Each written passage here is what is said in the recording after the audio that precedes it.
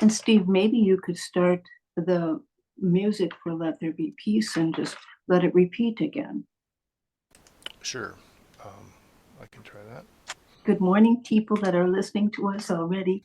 And as many of you that choose to, play your videos, please, so we see each other. If you don't want to, you don't have to, of course.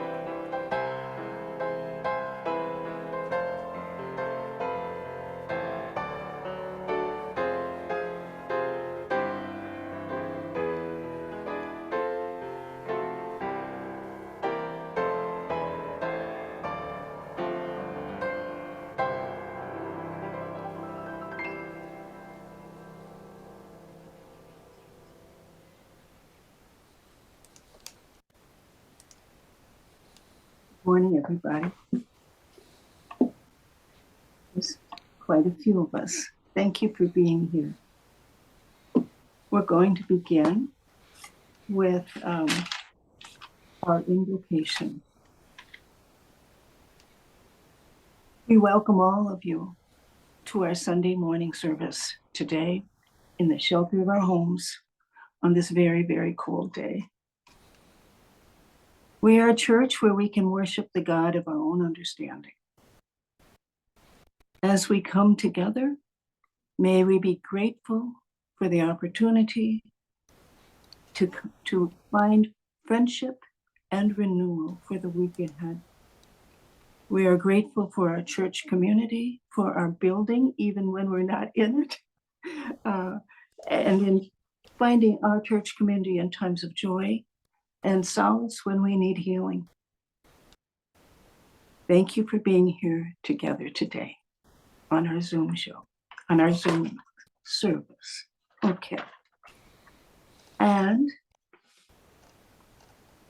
now I will read us the intention of our church, which tells us a lot about who we are.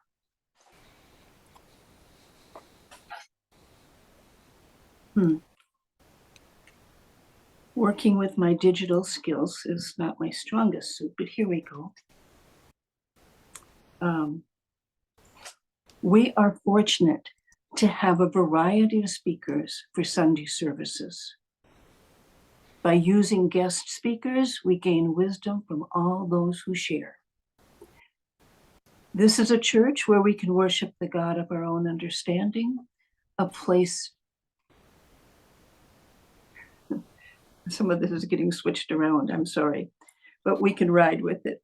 A place where we can gain strength and inspiration to share with all we meet through the week. We invite you to join us in the celebration of life, to nourish our spirits, and to enjoy the company of kindred souls. Amen. And now, I want to give us the introductions for today's service. We start with our church. We are grateful to have this building that was built in the 60s and the church that started in 1913. We are grateful to be here in this building. And my name is Carolyn Sheets. I am the president of our wonderful board of trustees who lead the church since the 90s, when we decided to no longer have a pastor and let ourselves be that. And also today we have Steve doing heroic work with Zoom and being able to bring music and do different things. So that's Steve Plaza, who's been with us so many years. He's been a president, he's been on the board, he's been a president 2 times. So we also welcome Lisa Sari, who will lead us in our healing meditation today. Lisa's on the board, has been multiple roles in the church for many, many years. And then we come to our speaker today, who I feel so grateful and delighted to welcome Arna Rennan. And Arna is an artist, and she has been painting and showing her paintings for many years. And she has been visiting Norway and living in Norway off and on through her whole adult life. And at this point now, we have the opportunity to have her as a speaker right before she leaves for Norway again to live there until next November. I think I have that right, Arna. Next November, and perhaps for many years to come. She's on a real, she's a sojourner. She travels. She lives in Norway throughout her past as well. And also she's a musician, and she will bring us 2 pieces of music today, an a cappella song, and also bring her flute music to us after the talk. And so we welcome you, Arna, on your path as a deep spiritual life that you have, as well as the artist that you are and musician. Thank you for being here. And now, my friends, we will read our principles, and Steve will put them up for us. And if you choose to, you can read them out loud with us, or I will be reading them if not. And these are our new principles. We believe God is the eternal source and creator of all, and is present in everything. Our eternal soul, endowed with free will, grows through many lifetimes. Communication occurs between the physical and spiritual worlds. Prayer and meditation strengthen our connection to the divine. All healing comes from Source. Seeking this for ourselves and compassion for others' suffering is the highest priority. Because we are all one, what we do unto others, we do unto ourselves. The choice for love is always open for every soul. Living these principles leads us to grow in divine love. And I'm going to continue to simply say, we pray, Source Creator, raise us up each and every day to feel divine love, to open to divine love, and to express divine love through us in all we do. Amen.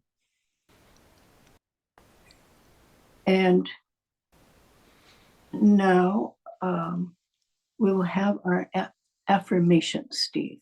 And so it's on the screen now, and I need to get rid of that. Okay, I will read our affirmation. Again, join without your mic, but saying it out loud with us if you wish. We affirm that we totally agree, we totally accept the belief that God is in charge of the affairs and direction of Lake Superior Interfaith Community Church.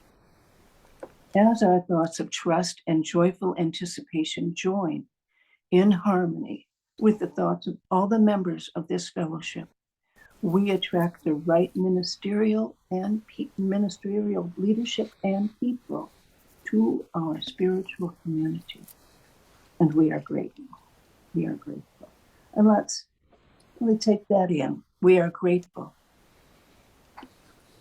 And now we'll have our first music from Arna. She'll introduce it. Okay, thank you. Thank you very much. I've translated two very simple poems. There's a form of folk singing, mainly from Setesdal. You pick your melody, you can string your poems together like pearls, whatever seems to work together.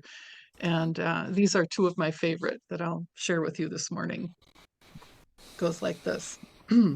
Excuse my COVID voice, a little out of practice. Here goes. So.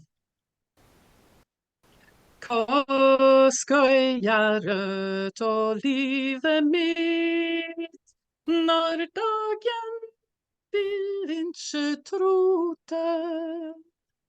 Gang at skog og brodelauv og lye på fuglejode. What shall I do with the rest of my life when the days seem to lose their meaning? Walk in woods and touch the leaves and listen to birds a-singing. Sørgende og sutende dem trør deg under fot. Jeg alle glade når det gjenger meg mest imot.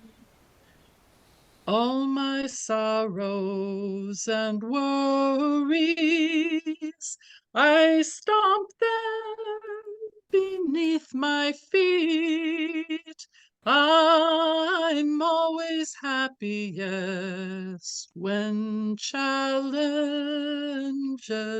I meet. There. Thank you. It's quite an ending. I'm always happy when challenges I meet.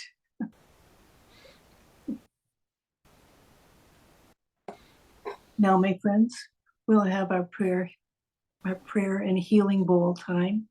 We know the healing bowl is sitting there in our beautiful sanctuary and that it's alive with energy. It has been renewed just recently, a week and a half ago, and it is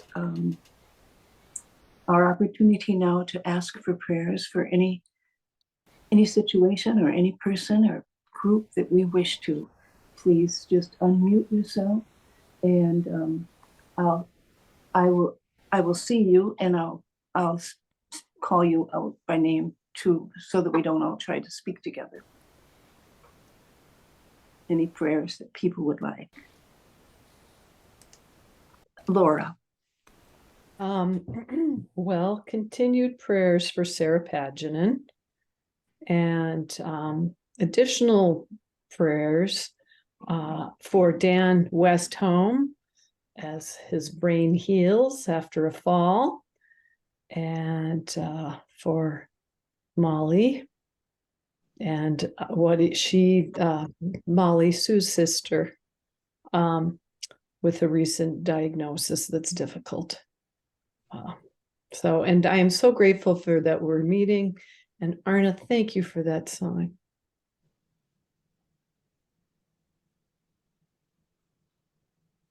Sue.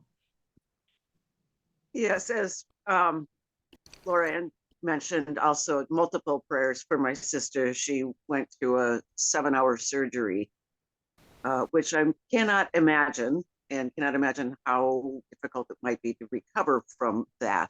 But continued prayers for her positive healing. And her name is Molly also? Yeah, no, Laura mentioned her. It's the same person. Yeah, same person. Just continued prayers from all. She needs all the prayers she can get. Yes. Anybody else? As always, we want to pray for Mother Earth, We want to pray for all of humanity and all of nature, for the enormous challenges, the enormous suffering to which we bring our compassion, and we lift it all up, ourselves and the ones who suffer, to the divine. And so, Steve's going to bring us the words for Let There Be Peace. No, I'm going to read the words and you're going to play the music, Steve, for Let in the Silence. Do I have that right? Yes. Yes. Okay, good. I have a hymnal. And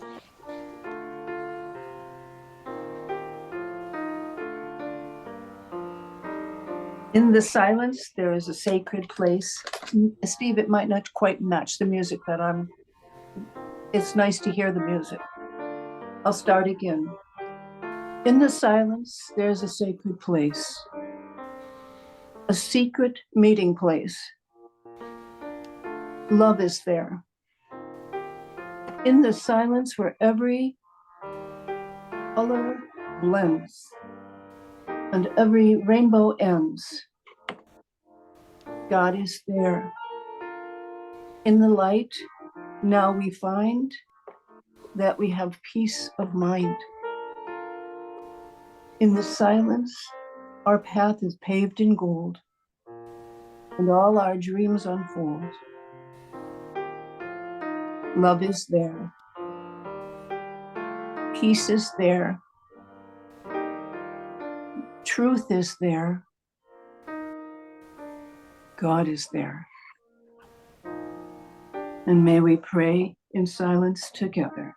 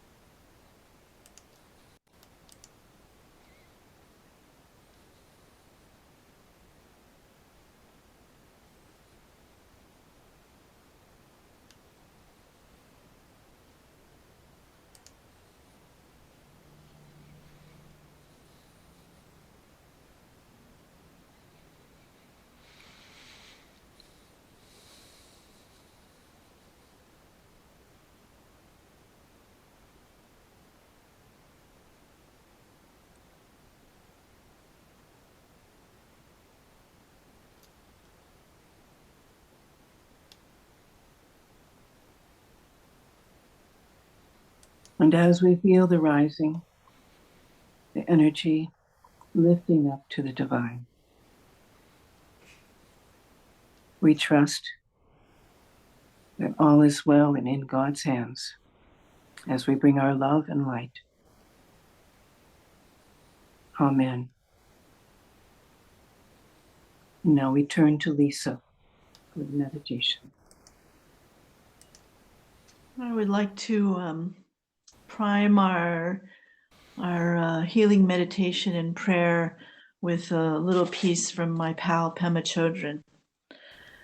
And she states, when we sit to meditate, we can connect with something unconditional, a state of mind, a basic environment that does not grasp or reject anything.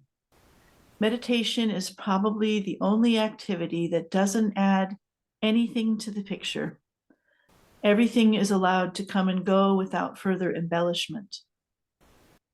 Meditation is a totally nonviolent, non-aggressive occupation, not filling the space, but allowing for the possibility of connecting with unconditional openness.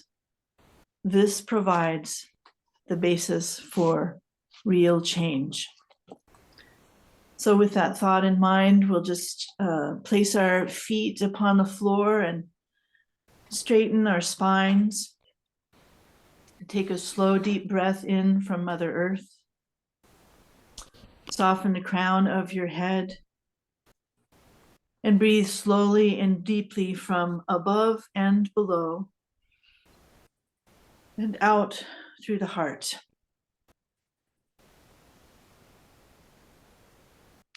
Connect deeply with the core of Mother Earth, the molten heat, the life and creation upon which this planet is founded, the deep resonant being we remain in communication with as we walk into our everyday. Draw in a breath into the heart and pulse out from your heart back to the earth, a gratitude and appreciation for this connection, for her presence in our lives, for our presence held upon the planet. Breathing in, up through the heart and out, and softly breathing from above through the crown of the head, breathing in the stars, the constellations, the ancient forms of light and being. Allow them in their reflectivity to be connected to us and for us to acknowledge our connection to them. Taking a breath from Father Sky into the heart and out through the palms of your hands. And slowly breathe from above and below. Let it intermingle in the chamber of your heart and out to those around you.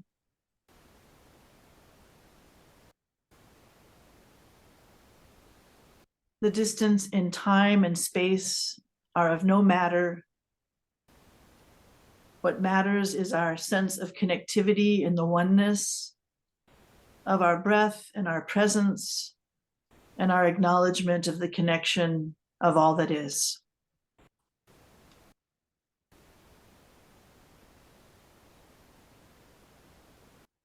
Breathing again from above and below into the heart.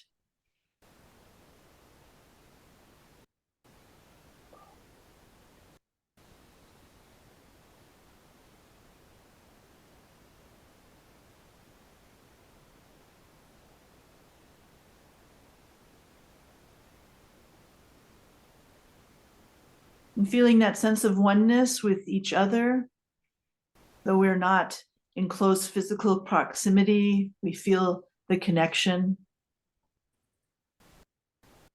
Time and space as constructs collapse in the state of oneness we feel in the I am. Again, another breath to affirm this connection of heaven and earth through our bodies, our beings, our presence. And a release of that breath out to the totality of all that is.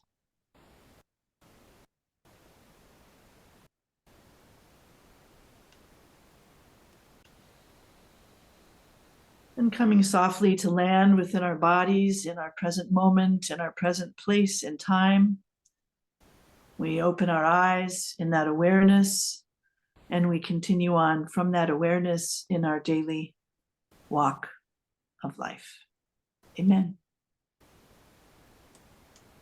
Thank you, Lisa. And now we welcome you, Arna, to bring us your message.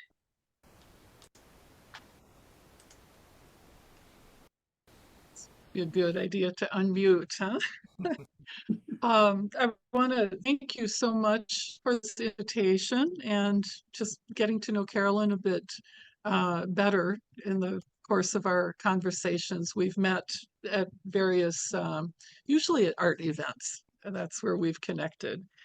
And yeah, I'm very honored and grateful to be amongst you today.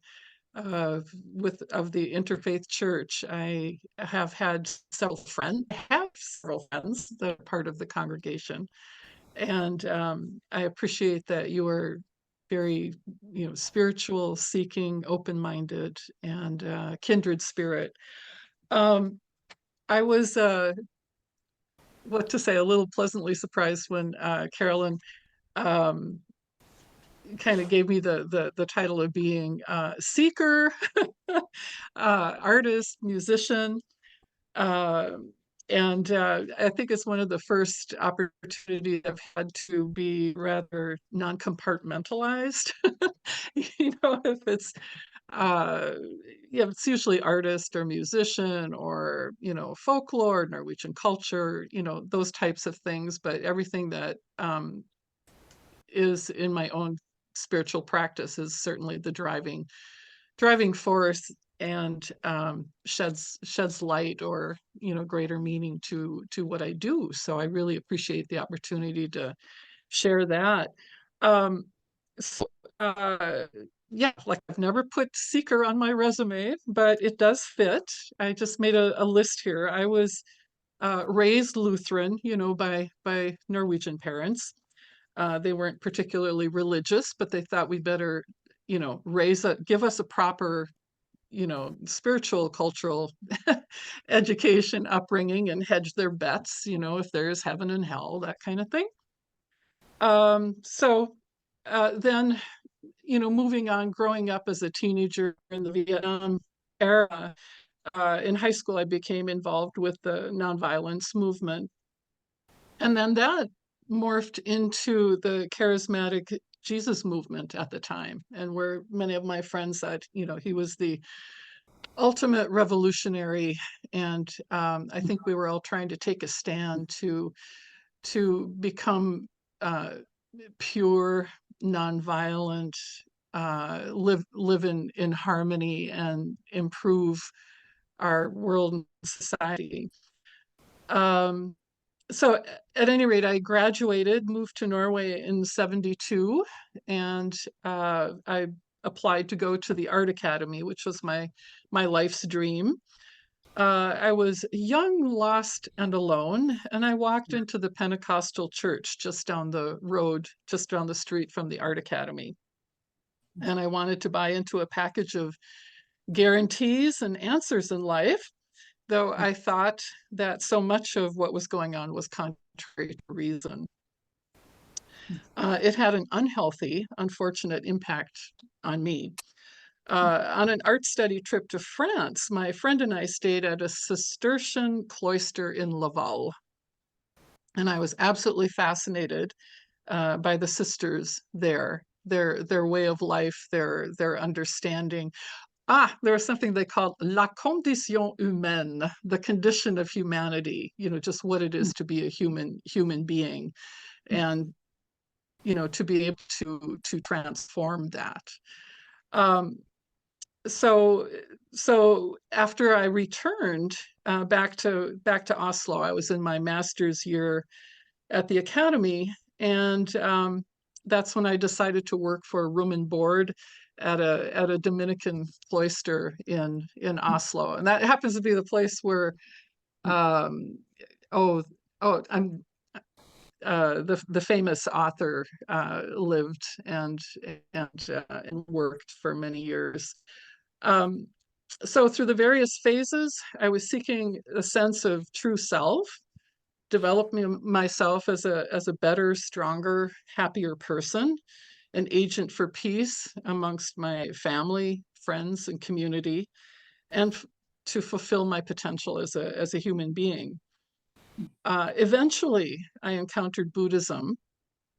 So I study, I support others, recite portions of the Lotus Sutra daily, and chant Nam-myoho Renge Kyo until I feel bigger than any problem. And this is what I've been doing and practicing since 1986.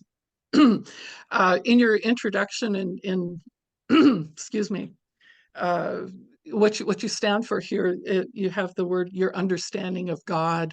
And in our Buddhist speak, we would refer to the mystic law, the underpinnings of all things that exist, and actually life itself. So, so that's just the bullet points, a very brief synopsis. So now to introduce my painting.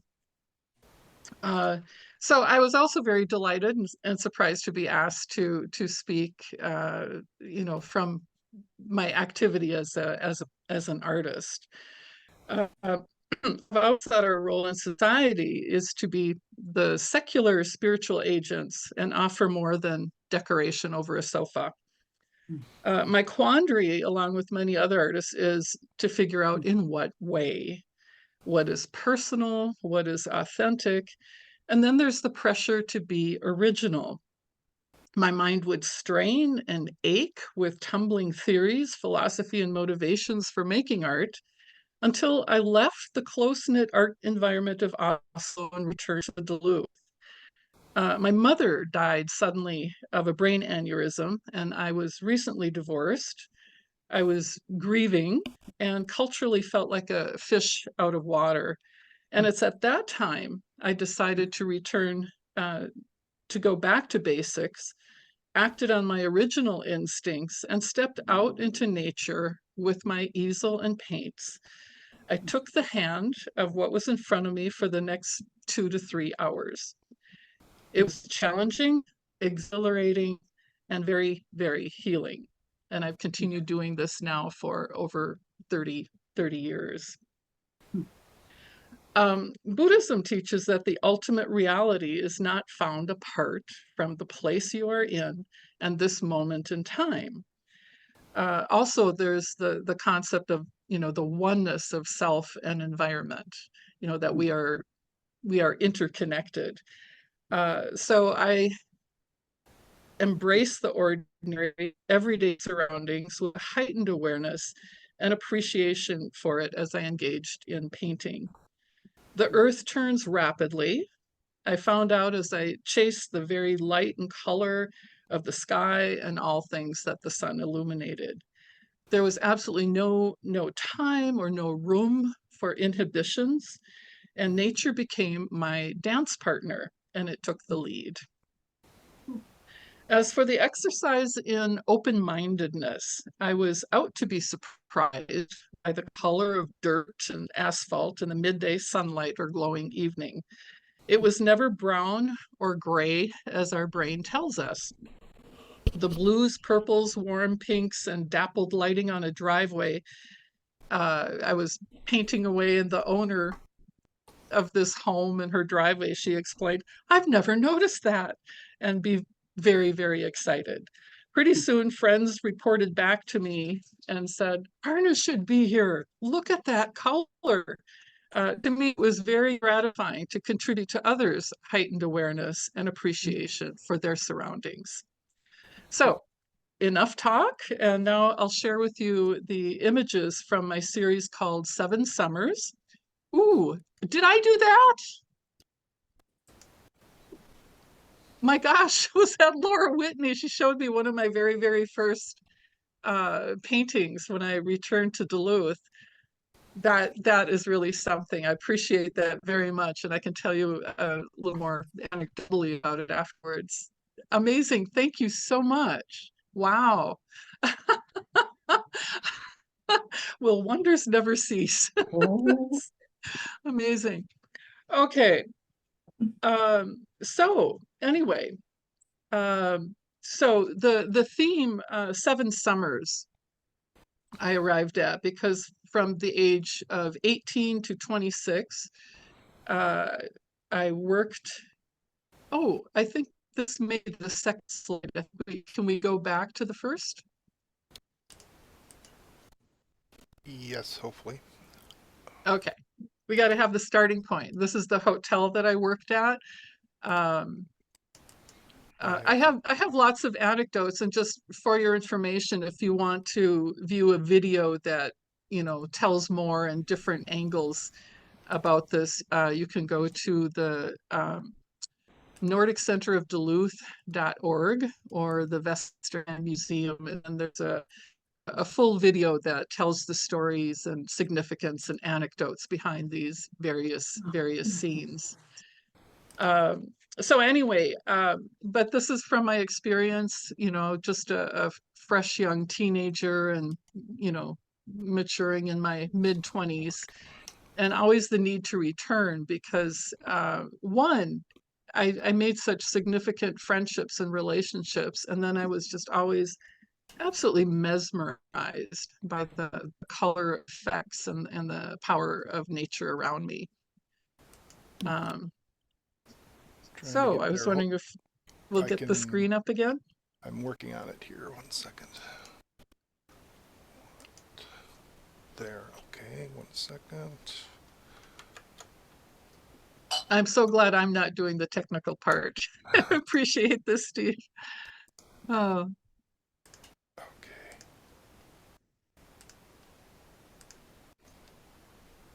Is that what you want? here we are. Okay. So yeah, believe it or not, this is a hotel. It is one of the oldest farms in this particular valley. Rennan means home of the avalanche. And frankly, it was moved from across the river to the other side because large portions of it had been demolished a long time ago in an avalanche. But yeah, it became a hotel in the late 1800s, and people like Edvard Grieg and English and German nobility, all kinds of very interesting people would come and stay here. And these are storage houses. One of them was from the 1500s. It's just, to me, it's mind-boggling. Just the concept of time. And this is all lived in and functions with continuity in the same way that it has for all these years.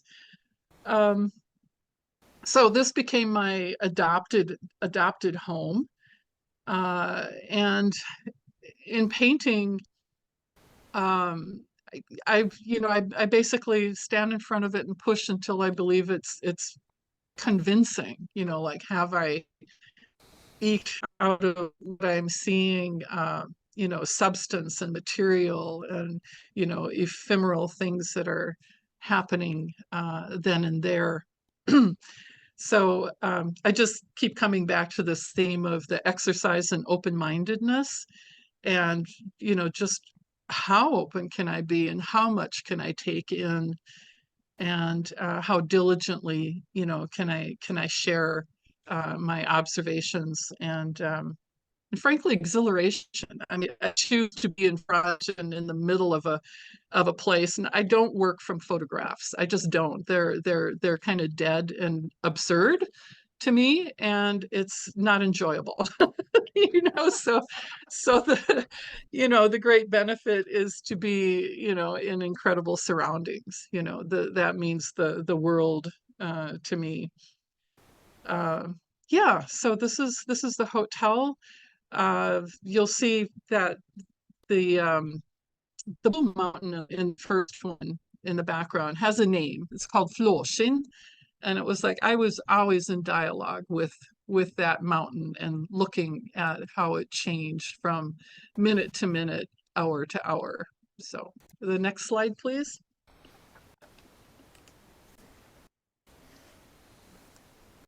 And the next slide, Flåshin. We can go forward. There we go. Okay, so this gives you an idea, the many moods, the many faces, depending on the light, the season, the time of day. And in painting, I really felt like I had to chase. I feel like an artistic marathon runner of sorts. Sometimes I feel, like I'm a hunter, trying to capture something very, very elusive. Yeah, and that mountain, it was all these mountains, well, especially the blue one. It's a face, it just speaks and expresses. reveals itself very, very different throughout the day. So I had in the exhibit, I had made 6 small variations just to show, how vastly different the light is. This mountain area, it's like, walking into a cubistic dream. It's like you have everything up in front of you. It's so light and weather. It's like a screen that it's all projected on. It's just so incredibly intense and very exciting to me. Next, please. Okay, so just a short walk up a side road from the hotel is Kittingerhaugen. And for me, this is one of those instances where I felt as though it fell off my brush. Oftentimes when I'm painting, I may be struggling, I may be pushing, but it was very, very spontaneous. And I don't know, it was sometimes I can hit it, I can get it. And it's exciting and yeah, very exciting to me. So the blue and the purples, that's stone. And that'll be my understanding of atmospherically what happens, and what I see. So again, this exercise in open-mindedness. Yeah. I have to quote Monet. He said, "Forget what's in front of you." You really have to let go of every reasonable thought of what you already know, either about pine trees or rock and what colors they are, but just to be very, very open-minded. So this area on my way up there, at one time I met an older man. They called him Stortanda or Gammaltanda. He had never been outside of the valley, and he just looked at me very strangely and asked, "Where are you going?" And I told him I was walking up to Buckum. I'll show you an image of that in a few moments. And he said, "Well, you shouldn't go there alone because there are Yutna, which would be the underground beings, the hidden folk. It's just full of the hidden folk live there." And then he went on to tell me that they exist all over the world, and in many cultures. I mean, this much he knew. This much he knew. And he said, and that sometime, soon in the future, they were all going to join hands, and there will be a period of harmony. That was what he imparted to me. And I met this odd fellow some 50 years ago. So next slide, please. So I went and started to talk to the gentleman in the photo here, and it turned out, I told him about Gammaltanda and what he had told me about the underground beings. And he said, "Yeah, that's my grandfather. And he's seen them too," he said, And then it was just amazing. I suppose he doesn't meet too many people that talk about that sort of thing in this day and age. It was, much more common, with a generation or two before us. And his lovely wife was saying, aren't you just so much more in tune, with nature, spirit, that kind of thing, once you get away, from the city and all of the distractions, And so he brought me into the house and he showed me, where they appear to him. And then he took me to the back of the house and showed me this stone formation. And he said, "And I think this is where they come out," is what he showed me. And I just said to him, that's rather convincing, that it does look like some sort of portal. And yeah, so that was what he shared with me. I mean, when I go there, I'm just totally unshy, and I love striking up conversations with people and just try to verify and dig a little deeper into what I had learned and experienced before. So next slide, please. So this is my, I would have to say, my most beloved place. It's a small farm, you know, more or less. You know, they call them cotters that worked for the large farmers, with the most spectacular view, you know, with this unending, unfolding weave of mountains deep into the landscape. Um, and so this is where Gamaltanda said that the Jötna, the underground creatures, live. And so as I was there, I just, you know, I consider myself sensitive and open-minded. I've never seen anything. I've never, you know, anything unusual, but I just have this sense that the earth is alive and has certainly absorbed the spirit of all of those that have come before. This particular farm was built in the 1700s. Some of the buildings were moved from elsewhere and date even, you know, a couple hundred years before that. So it just hums, you know, with energy and life. So um, so I paint away. I think, you know, the beauty of being in the midst of nature.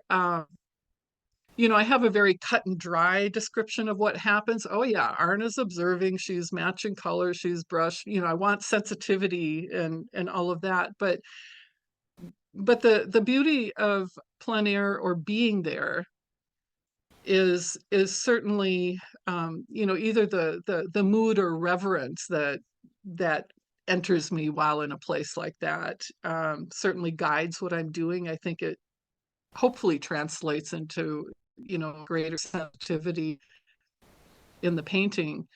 It's like drawing out the energy of the surroundings.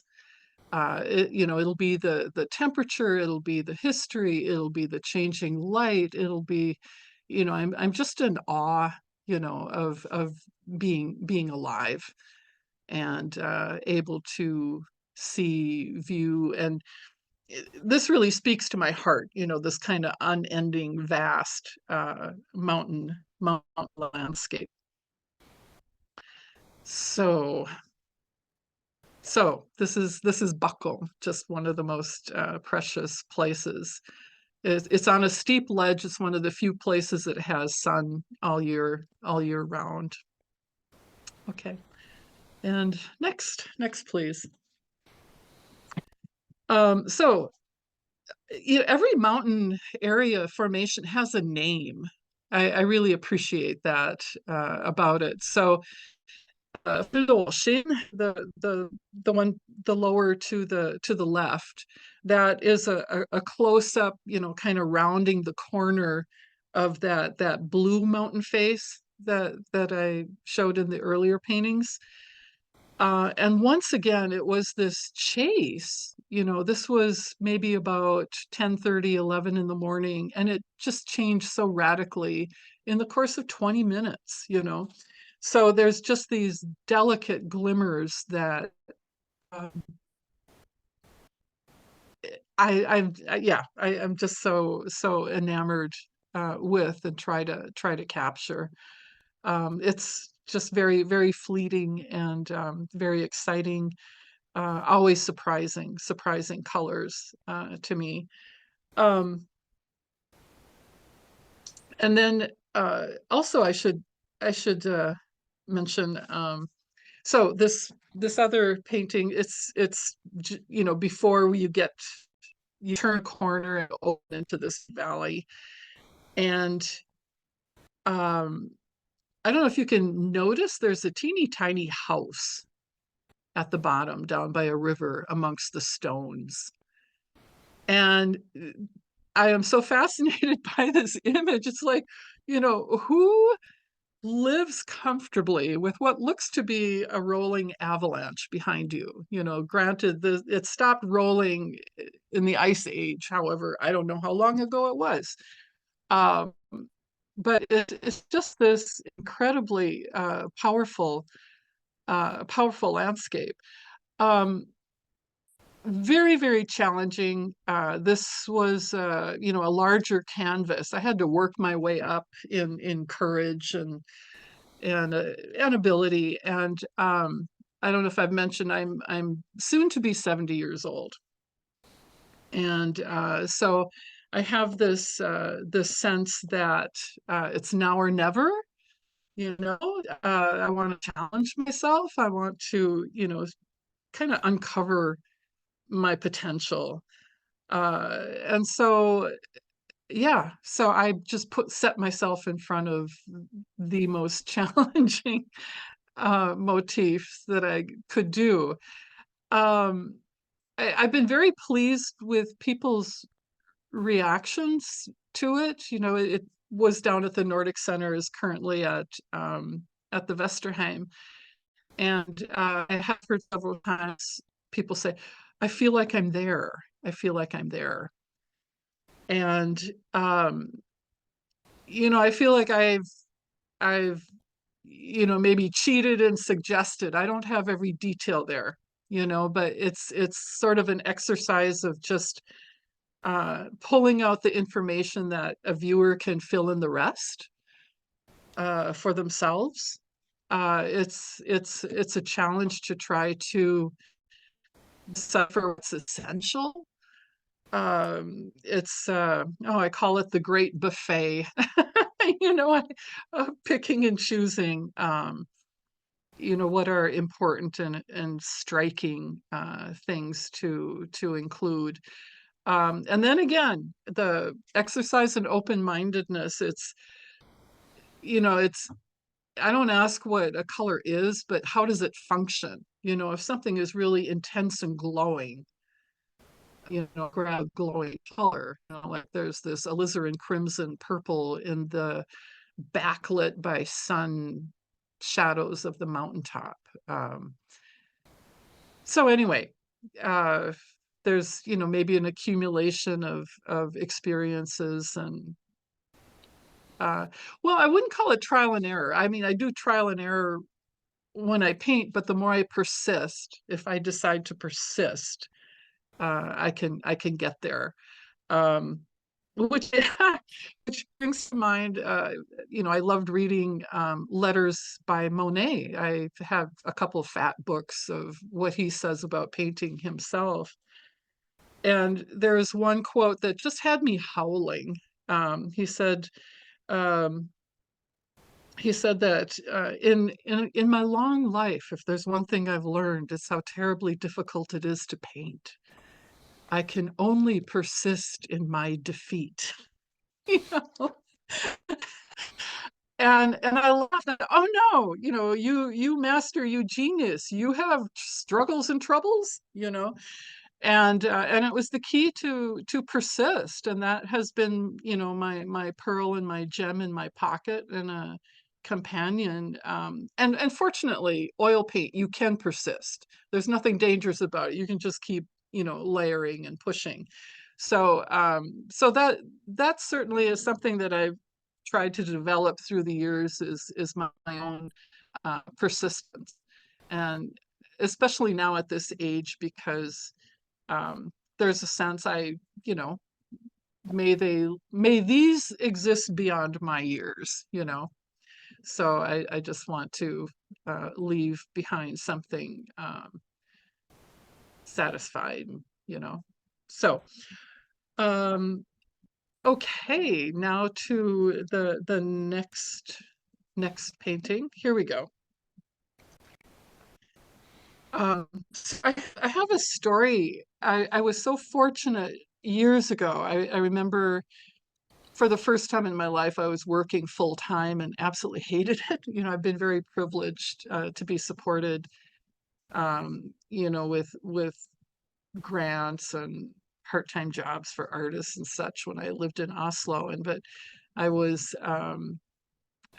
working for psychologists. I worked for a gallery, at least it was art related, but feeling very, very, very stuck. And I think in my dissatisfaction, I just continually would get fired from jobs, because my heart wasn't in it.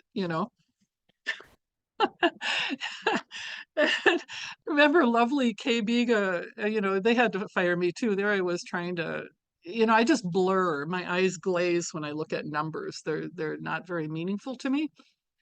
And so I was doing bookkeeping and making mistakes, and then they let me go.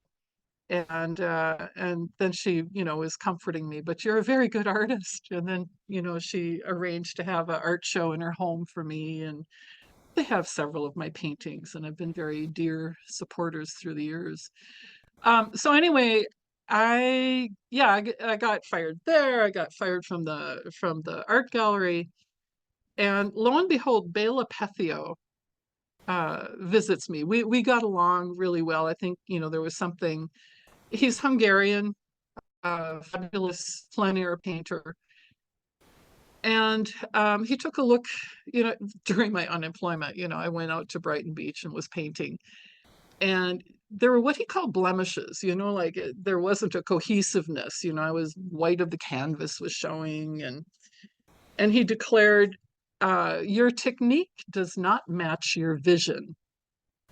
And then at that time, he taught me to do a fast and rough and intense underpainted acrylic. And then he gave me the magic formula. I call it grease lightning, but it was, 2 different kinds of oil, Damar varnish, turpentine, and a dryer. So I had a greased canvas. And this particular painting, with the sky and the broad strokes, that wouldn't have been possible without that technique he taught me. My brush could fly and glide, and I could paint with greater speed. And it was, just the most life-changing, liberating experience, and a gift that he imparted to me that I am astounded by, this day to day. I don't think being a mother, I couldn't have continued to paint without this intense burst, focus burst and attention to painting in the way that he taught me. So this really where I started to feel like nature was my dance partner. I'm flying with you, the clouds are going crazy. I'm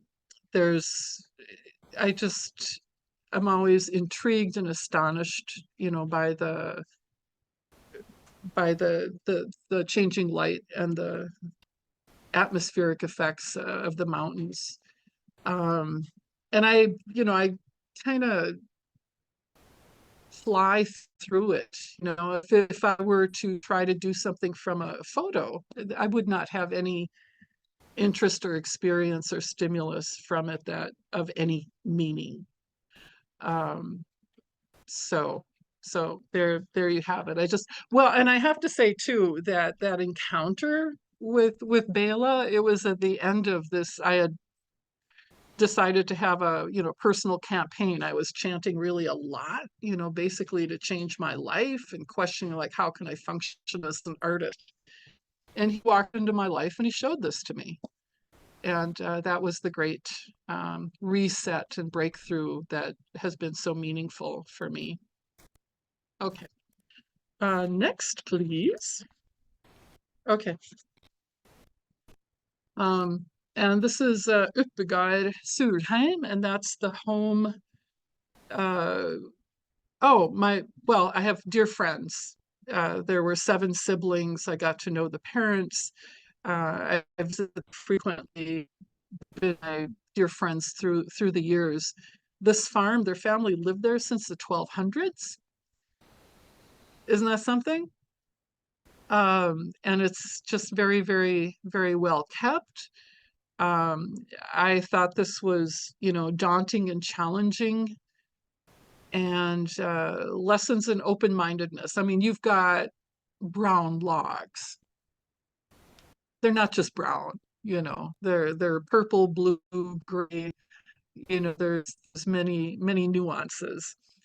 It's always a dare. I don't know if I can paint, slate tiles on a roof, so it's always a chance, so I have to say, I mean, this is why I do my meditation and chanting beforehand, because I feel it gives me a forward momentum.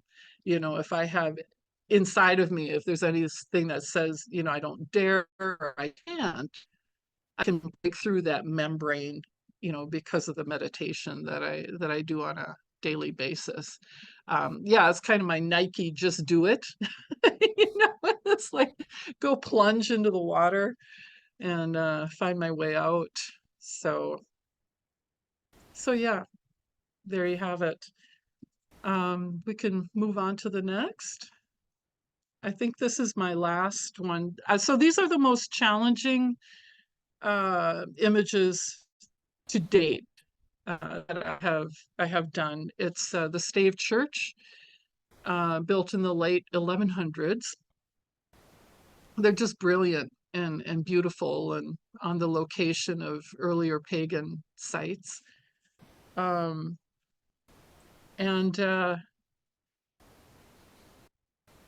yeah, once again, like, can I, shall I, and it's like, I'm here, I'm here. I've got to do it. And I love being surprised. Once again, light. I have more pink and purple in that brown church. I surprised myself, but it all makes sense to me.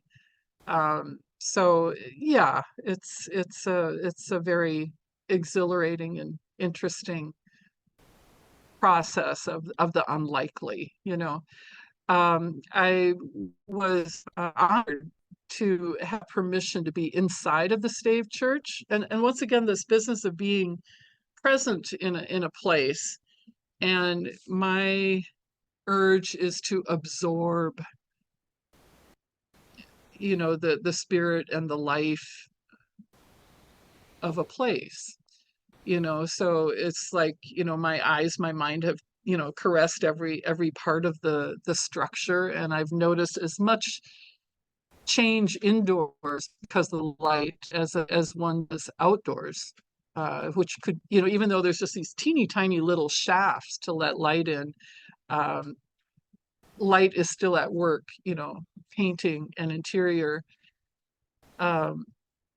So anyway, those the other thing, I mean, this is an area that means so much to me and is interesting on so many levels, so if you check out, the video that I made, there's other information there, but but I just wanted to make it as vivid and share as much of the vibrancy and intensity of the place as possible. So, and from the response I've been getting, it's been satisfying, affirming. Let's just put it that way. Okay. So, as Carolyn had mentioned, okay, Arna the Sojourner. Yes, I'm returning to this place, and it's that sense that I'm 70, and I'm calling it my third chapter, and so I have no intentions of slowing down, and that, through my life or as a kid, or schools, they said, "Oh, Arna, you're so promising." Well, Arna's not fulfilled her promise. I've not done what I can do as yet, So, and Bela Pethio, bless his heart, one of our last conversations, he said, "I'm still so curious to see what my final gesture will be." That meaning his brush strokes, like what know, his mature work, you know, what will come. So at this stage of life, what I'm really preoccupied with is to live without regrets and full of vitality. As a Buddhist, I view aging and dying as a springboard into a new life, you know. So we'll just, you know, have a little rest, in cooler, you know, death, and then reemerge like the perennials do, you know, in the spring. And another inspiration that I heard most recently was that looking backward, you know, that's what is an attitude of being old. You know, you're old when you look backward, but it is youthful to look forward. And that doesn't depend on age. You know, that's an attitude. So the other part is in our daily prayers. You know, I recite the Lotus Sutra, and then one of the prayers says, "I pray to accomplish my own human revolution, change my destiny, and fulfill my wishes."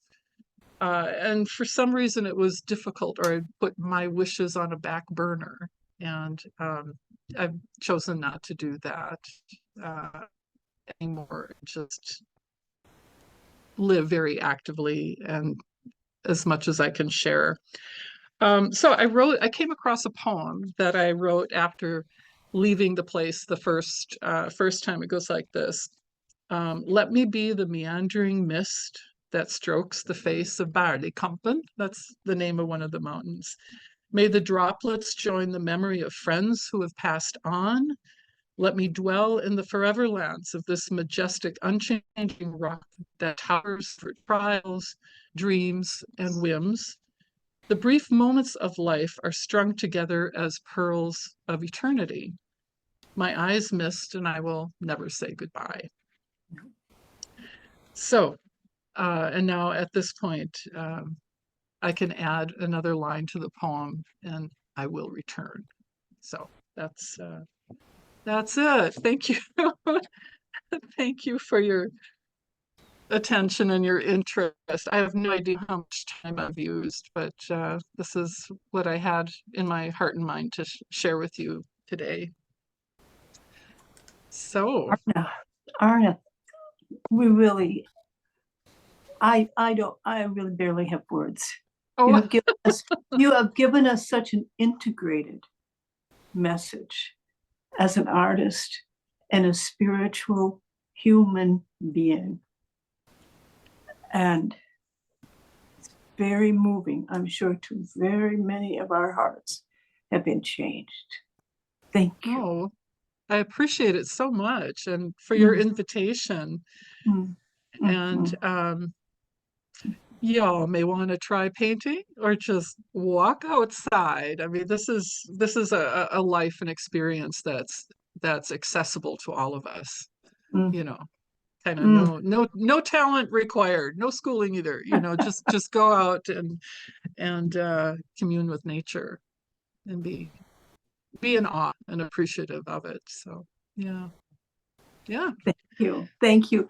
And I cannot resist speaking for us that when you return next November, December, maybe you'll come back and provide us with another chapter or another page. Well, there's We'll a good see. motivation. Yeah. Yes. Thank you. Sure. Yes, you're more than welcome. And we will find that video and we will post it somewhere Okay. for people to absorb as well. I'll email you the link so you can pass it on. Oh, that would be awesome. Thank Great. you. Yeah. All right. And now you will be playing again for us a little bit. But first this would be the time when we would have the offering. And we are instead I'm going to talk briefly about our upcoming fundraiser. And it is going to be February 9th. And we're asking for a heads up, a little bit of who already knows they can do it and want to do it. And it is going to be, its celebration name is Love and Lasagna. And then we can add, and vegetarian options and gluten-free. But we, the board, have a lot of excitement about bringing this first model of this first time of a new way of having fundraising and seeking for sustaining members that you'll hear more about again next week, but we want you to already be thinking, and if you know you can come on February 9th, about 4:30 to 5 o'clock gathering, put it in the chat if you have those skills, and otherwise just let us know, let a board member know. And because we want to figure out how many people are going to come so we can figure out how much it's going to cost, and then we'd like to have a bit a margin of some profit, but also talk about the sustaining the future.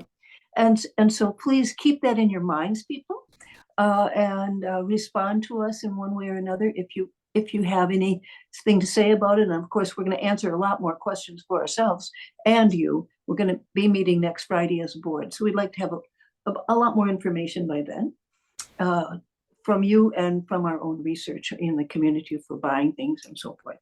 And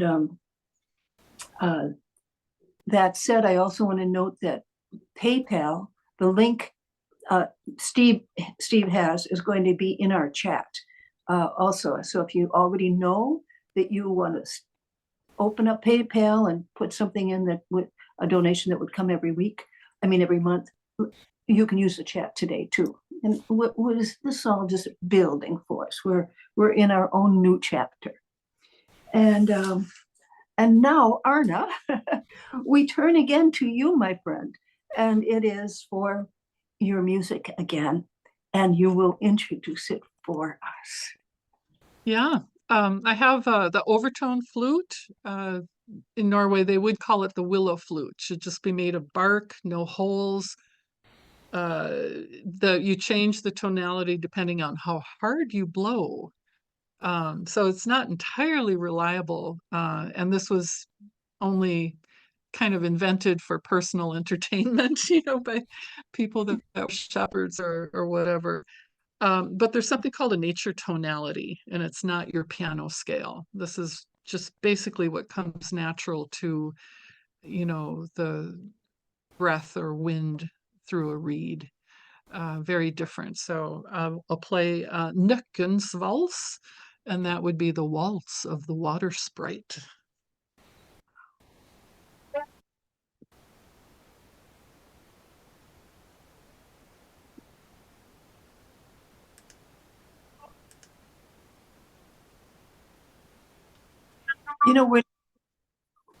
We're not getting any sound very much. So Oh, really? Oh dear, this may not work at all. I don't know.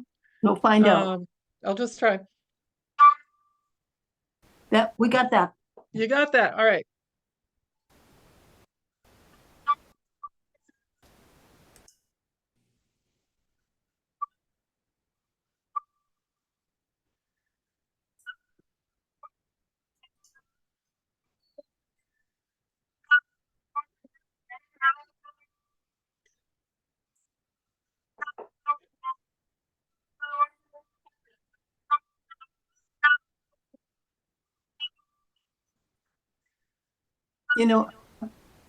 It's not coming through melodically. Am I off, people? I think it's not. It doesn't work with the microphone well enough. Yeah. So okay. We'll look forward to an opportunity in person should that come in the future. Let's do that in November. Let's do that. Sounds good to me. Yes, beautiful. And with that, then, my friends, we will. I will give us our benediction, and then we'll have our final song, as always. God be with you till we meet again. So our benediction from Gary Bollhauer is, and dear friends, just before I begin, thank you. Thank you for being out today. Thank you for quite a few of us being here. And I, for one, am definitely going to listen to this YouTube and hear this again. And so in closing our service, we pray, give us this day our daily journey, the steps that take us into the world and bring us back home. Lure of adventure, comfort of rest, round and round in the holy pattern of heaven and flesh. Amen. And may we sing each in our own heart as Steve gives us the music.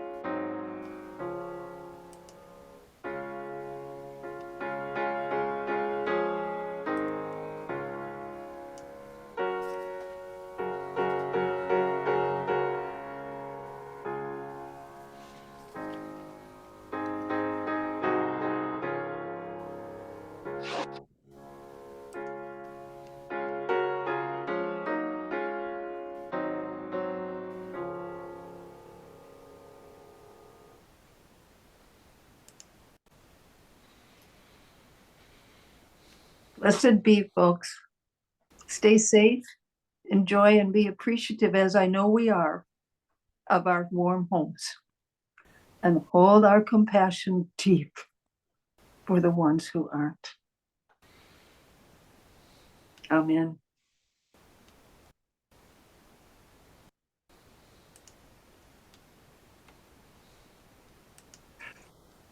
Oh, Arna, thank you so much.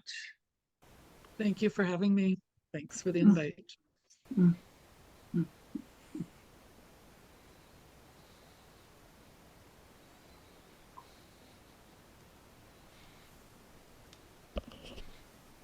Okay, I'll close this. Thank you.